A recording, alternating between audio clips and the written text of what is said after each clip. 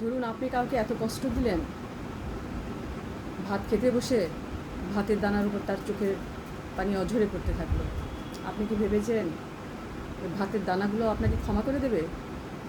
ধরুন আপনি কাউকে এত পরিমাণে কষ্ট দিলেন, জায়নামাজে বসে অঝরে কাঁদতে লাগলো, সিজদায় গিয়ে অঝরে কাঁদতে লাগলো, তার চোখের পানিতে জায়নামাজ ভিজে গেল। আপনার কি ধারণা ওই জায়নামাজ আপনাকে ক্ষমা করে দেবে? হয় ধরেন আপনি কাউকে এতটাই কষ্ট দিলেন, তার ভিতরে দুমড়ে মুচে একদম শেষ হয়ে গেল, একদম দুমড়ে মুচে শেষ হয়ে গেল। গড়াই গন্ডায় হিসাব দিতে হবে, এই পৃথিবীতে হিসাব দিতে হবে। ভেবেছেন আপনি কি ছাড় পেয়ে যাবেন? ধরুন আপনি কাউকে কারুর হক থেকে জোর করে বঞ্চিত করলেন, আপনি স্বার্থের জন্য তার হক থেকে আপনি জোর করে বঞ্চিত করলেন, কিন্তু আপনি ভাবতেও পারলেন না আপনাকে আবার আপনার হক থেকে বঞ্চিত করার জন্য মহান আল্লাহর দরবারে অটোমেটিক অন্য কেউ সৃষ্টি হয়েছে, কারো জন্ম হয়েছে।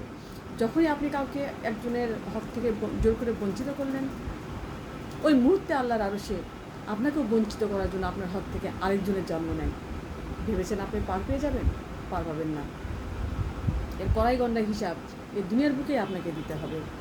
আপনার অন্য কেউ কেড়ে নিয়ে, কারুর হক কেড়ে নিয়ে কখনো শান্তি পাবে না। মনে রাখবেন, every drop of tear is a ডেপ্ট, it has to be paid up.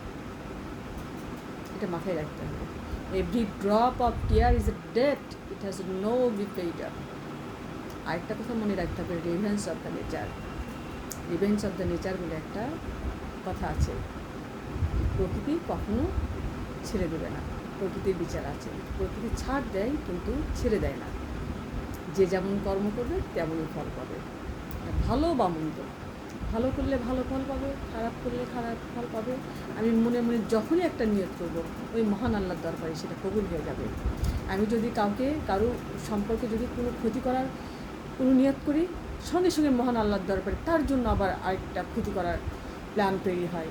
আমি যদি কোনো ভালো কাজের নিয়ত করি, নেক মকসুদ পূরণ করার, মহান আল্লাহর দরবারে আমার জন্য আবার ভালো করার সঙ্গে সঙ্গে নেক মকসুদ তৈরি হয়। সুবহানাল্লাহ। কাজে আমি যেমন করব তেমনই ফল পাবো।